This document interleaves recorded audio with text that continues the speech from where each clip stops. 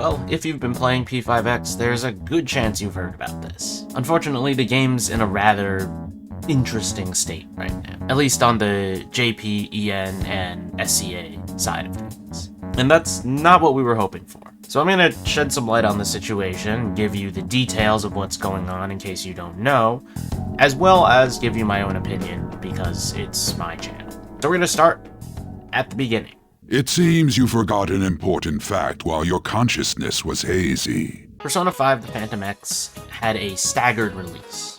That means that it released in some territories earlier than other ones. This game, in particular, was brought to China, Taiwan, and Korea, and has been in those markets a whole year before releasing in Japan, Southeast Asia, and in English, because they don't really have a specific area they're going for with the English release. I mean, they do, but they just call it the English release. They don't call it global. For that reason, though, people have had certain expectations set for it. Between the initial launch and what we're going to call the expanded launch, there were a lot of questions to ask and not a lot of answers communicated to us. Things like, would we be starting from the same 1.0 as the initial launch? Will there be QOL that the original servers have at the same time for our launch? Is there going to be an English dub? And so on and so forth, etc. Many of these questions were answered by release, but there were also expectations regarding the way the gacha system operated. Most notably is the banner system, and even more specific than that is the character banner system. On launch, P5X had your post-Genshin era gacha standard 50-50 banner. You had a 50% chance to obtain the character that is featured when you get a 5-star, and a 50% chance to not and instead get a character from the standard pool. On the number side of things, compared to Hoyo gachas, which most people are acquainted with in some way, the pulling costs are cheaper. There's 150 gems to roll for a character, and the pity ended at 80 instead of 90. For the unaware, to elaborate on the term of pity, that's basically when the game takes pity on you. So at a certain number of pulls in a lot of gacha games right now, they guarantee you a 5-star. Some games have it, some games don't. In P5X's case, that's at 80 pulls for a 5-star, and 70 for weapons. And everything I just said did carry over to JP, C, and EN. Soft pity, I still have no good confirmation on whether it exists or not. Everyone just seems to be confused. There are people who have done research about it, but the results are basically that it might exist, but the chance is still just very, very low. So, to understand what soft pity is, to explain in these terms, once you hit a certain number of rolls, as you get closer to the hard pity, which is the maximum number of rolls before a 5-star, the chance of you getting a 5-star slowly starts to increase. All of Hoyo's major titles do this, and the chances increase pretty rapidly. So you're almost never going to hit 90 pulls in those games. However, in P5X, a lot of people are hitting that solid 80 or somewhere close to it. So it probably starts increasing at 70 and only really goes up to 7 to 10%, which is not that high. Either way, these numbers mean very little without a proper chart of free currency. And for your information, I will be referring to the currency as gems, as I did before. A few months into the release of China, Korea, and Taiwan servers, they got a new banner which increased the pity to 110. In exchange for that, you are now guaranteed the featured character once you hit 110 pulls. This was a big factor in people's opinions about this game, because it means no more 50-50. While many people do play gachas for the gameplay, a lot of people also play specifically for the gacha elements. In some ways, it's a bizarre phenomenon, but that's the reality we live in. This banner has not been put in any of the other versions of the game in the expanded release. It is not present, nor is it mentioned by the companies running it, which is probably very purposeful. And if they didn't launch with it and they said, oh, it's coming, then less people would spend money in the early days. The problem is that we know it exists. There is a translated asset in the game's files for it, which although is not confirmation that it is coming, it means they could definitely implement it in the future, and they might have plans to already. They're just not mentioning it because money. And if the game launched with it, there would be more people interested in spending. Just my perspective. However, the amount of money you would make for someone spending on what is essentially 770 polls versus someone spending 1,120 polls if they lost every 50-50, it's a very big difference. This was a big source of criticism on launch, and assuming this does launch at the same point, I imagine people will be happier. But using the Korean and Chinese servers as blueprints for what to do with the other servers is what we all were hoping would happen. In fact, I think it was generally just an expectation that there's no way they would be so stupid as to split that. It was also what most players were talking to newcomers about, so we explained to the players who wanted to play the EN server that this is how the banners work, and it's actually pretty good. Being at the peak may mean you are mere moments from your downfall. Aside from the constant arguments about whether soft pity existed that pretty much dominated the game discussion between the first 2 weeks of release, there was something else we didn't really know about. And this one thing that I think is pretty major was happening close to the date of the first patch, July 9th. There was supposed to be a live stream. That live stream would detail what exactly is coming to the game in the next patch. And this happens with a lot of gachas now, especially the bigger ones. They get small live streams or previews detailing upcoming characters, events, content, etc. And according to the Twitter accounts for P5X, EN, and JP, we were getting a stream for both languages. The JP stream was announced, timed, and came and went, as planned. But the EN one was met with radio silence. It did not air at the same time as the Japanese one. The servers went down for maintenance, nothing. It wasn't until the following morning, after servers had gone live, that we got the stream. Now, this isn't a huge deal in my opinion, but it presents the problem of consistent communication and organization. Because how hard would it have been to schedule a tweet saying, yeah, the stream is going to go live the morning the patch comes out? I don't think that's that difficult. At least communicate with us. Why is there just silence? There's nothing telling us when this stream is. And of course, that's not the end of the problems. To make matters worse, it was confirmed during the JP livestream that one of the new upcoming characters, Marion, would not be added to the standard pool of characters. For reference, she is in the standard pool in the original servers. Now, this would be fine, at least to me, if they had at least mentioned when she would be added. But money talks, so they just said later. To be fair, she wasn't added immediately to the standard pool for the original servers, but they added her in 1.3, which is not that far off. And since we know she is supposed to be a part of it eventually, it just feels a bit weird not to tell us when that's happening. Now let's talk about even more worse. Adding insult to injury comes the compensation for maintenance. If you've played gacha games before, you probably know that when they take servers down for maintenance before a patch goes live, they typically offer some form of compensation for that.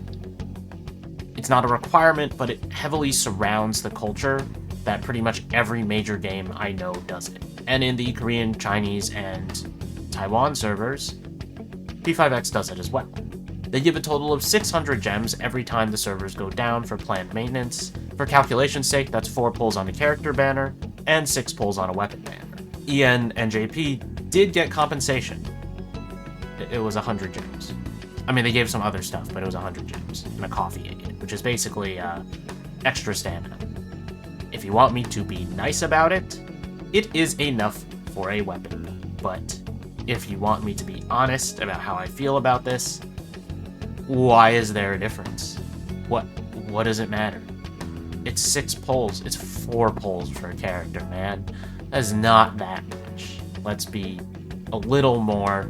Let's use our heads a little bit, please. That's ridiculous. And a lot of people are pointing their fingers at SEGA, who is the new factor in this, and apparently has a history of mismanaging gachas. At least that's what I've heard.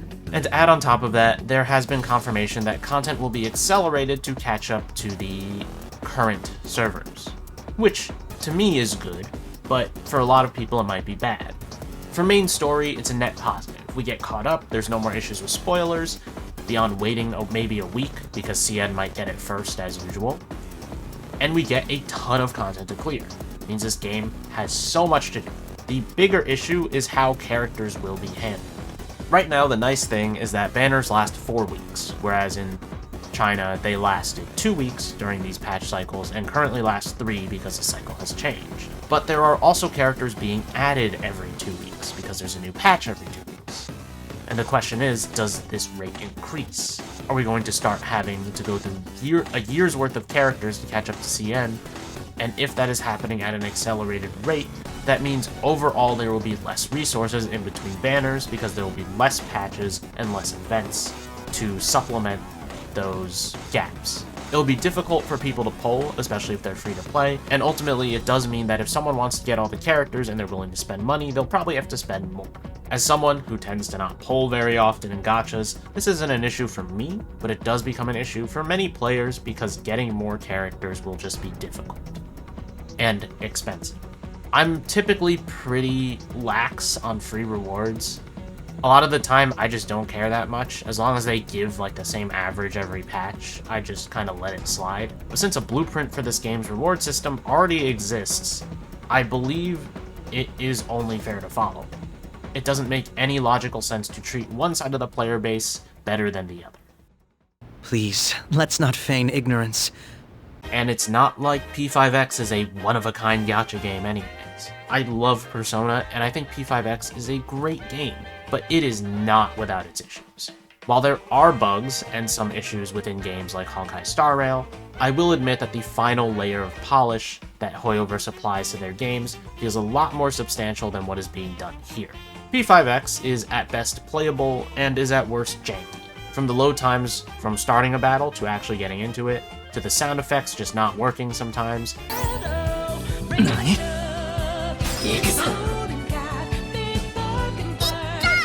to dialogue prompts doing this, to controller navigation also just not working. Yeah, this is not the most polished. The point I want to make here is that players have other more polished games that are comfortable to jump to. P5X is not in the top of its category, and we should talk about the one game that is taking the gacha world by storm. I don't even care about like player numbers and like the Steam charts and all that. I've used it before as like a data set, but it doesn't encompass the mobile player base, which is probably much larger because more people have phones than powerful PCs. This thing need that strong of a PC, but whatever, you get my point. I just do see a lot more positivity about this game, and a lot of people playing it that I never expected to play it. Whereas P5X doesn't really dominate the conversation outside of the negativity. I want P5X to succeed, and I want it to do well.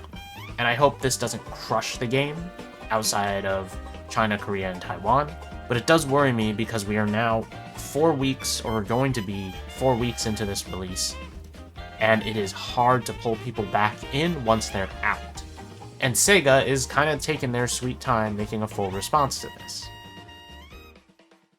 What's happening here worries me, but the only thing we can do right now is wait and see what happens. With the version 1.2 livestream, it was confirmed that the disparity between maintenance gems would be adjusted. Fantastic. However, the standard banner changes will not take place until the half anniversary, and there was no mention of the 100% rate up banner. For real? This is not the worst case scenario, but it's certainly not great. I think a lot of people are over-exaggerating a little bit when it comes to how bad the response is, because my expectation was there going to be, well, we gave you the extra coffee aid in exchange for 500 gems, so you're not getting those 500 gems, but you're getting some extra stamina so you can progress in the game. Isn't that fun?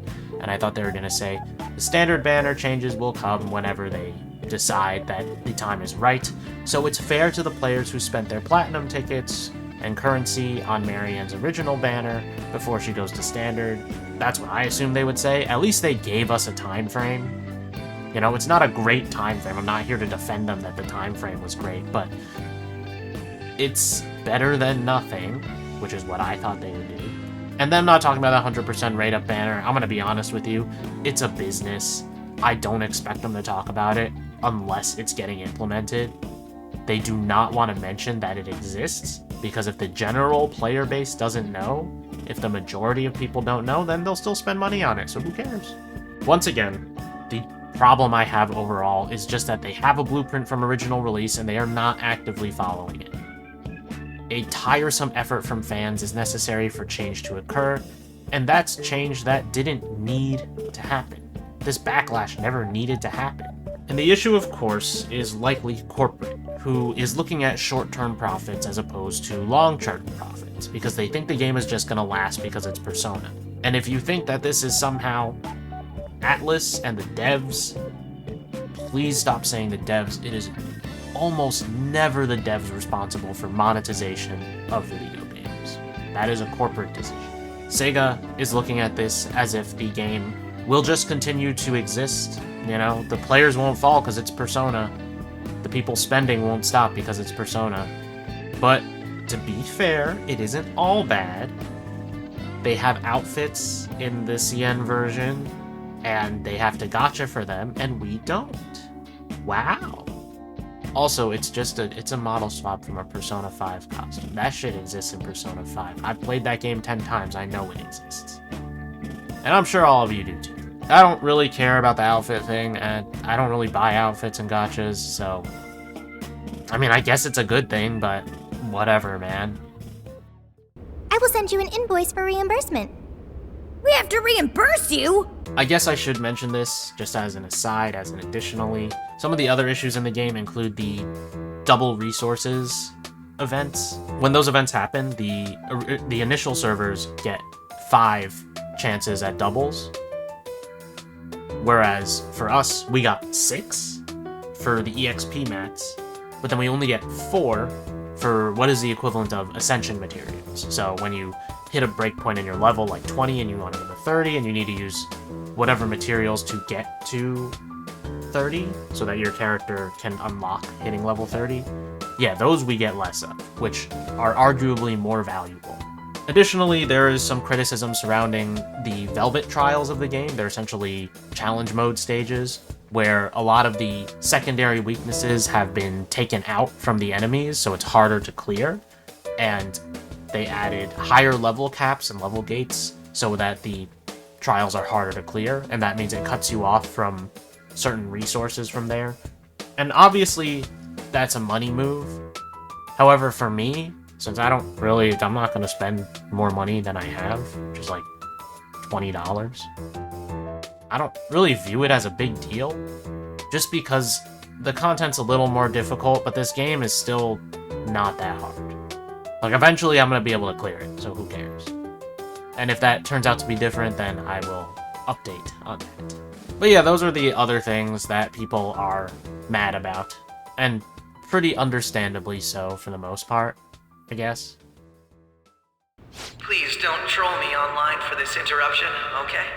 And that about sums up the whole situation for Persona 5 The Phantom X. For some reason, it falls to the fans to voice criticism for things that shouldn't need to be said. And that means we have to address how fans write criticism.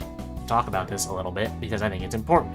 There will always be good reviews and bad reviews, from a quality standpoint, not as in a positive or negative standpoint. The issue is that some of these reviews are written without any form of constructive criticism. And this goes the same for feedback. Saying things like SEGA and game is a greedy cash grab are great for garnering likes on social media, but ultimately do nothing to help the understanding of why you are upset. Yes, you do have to explain it, because the people sitting in the high chairs are not going to listen if you just say nothing statements. Same goes for simple reviews, like, rewards are bad. But what do you mean by that, Jimmy? Because they will just say, well, actually, the rewards you get for the confidants increase over time and come out to be the same amount of gems. Things like that. You know, that's the statement they would make instead. You have to be very specific about what you want. And also, do it through the official channels where they are more likely to see this stuff. Going on Reddit might feel satisfying when everyone agrees with you, but SEGA is not paying attention to the Reddit. And even if they are, It's not that substantial of attention. They can easily just never go to it because it's a echo chamber community. And yes, even on Twitter, you have to go to the official SEGA support channel and issue your complaint there in detail. Yes, it is not something we should have to do, but we have to look at the world as it is and not as how it should be, because that is where we live right now. You have to be clear about what you want and how you want it. I'm not going to say that I think all the criticism was bad here, but I think for every well-written request, there are at least 10 poorly written ones. And I don't think the poorly written criticism is like a huge reason why their response was so middling. You know, this is like standard PR and corporate stuff. And of course, I firmly believe that SEGA does not want to budge on some of the changes because it means less short-term profit. And I think avoiding any talk about the 100% rate-up banner is just purposeful. But we have to be constructive. That is important regardless. If you cannot explain your reasoning, then it's not going to be taken seriously. People on the internet might agree with you, as I said before, but a lot of people do not live their lives on social media, and a lot of people do not live in the same bubbles and circles as you, which means they won't understand a review that just says, SEGA bad, if they're enjoying the game. They might just say, why is this doing so poorly? What happened? And I know I've been critical this whole video, or most of it, I guess. But all these factors here have little impact on whether I'm going to continue playing the game. Because I deeply enjoy P5X, and I'm going to continue playing regardless. Again, I just won't spend money. It's not that hard to do. Aggressive monetization doesn't bother me as much as it does others, because I'm not going to spend money beyond what I think the value of the game is. I've had years of this. Some people have a hard time resisting that shiny new thing, but I've seen what P5X has to offer, and most of the time, the gacha units just don't appeal to me. Where you stand on this is up to you, but I think most people would agree that the game should really just follow the blueprint it already has, instead of trying to do things in a less friendly and blatantly obvious money-chasing way. I will say that for my final thoughts, the response to me is okay. It's actually not that horrible, but that's also because I'm one of the people who doesn't really care about the standard banner units. Like I said before, the gacha stuff just doesn't really appeal to me that much. So, I'm kind of just, I'm just letting things go along. But I understand why people are mad. Of course, everyone's gonna skip that part where I said I understand people are mad, because they're just gonna go down and write comments about it. I understand why people are mad, and I wholly agree. It just doesn't matter that much to me. Hey, that rhymes. Anyways, you can let me know what you think about P5X's current state of affairs in the comments down below. As always, you can leave a like if you enjoyed the video, and subscribe to the channel for more things Persona, Atlas, and JRPG related. Fingers are going off the camera. Thank you all for watching, and I'll see you guys next time.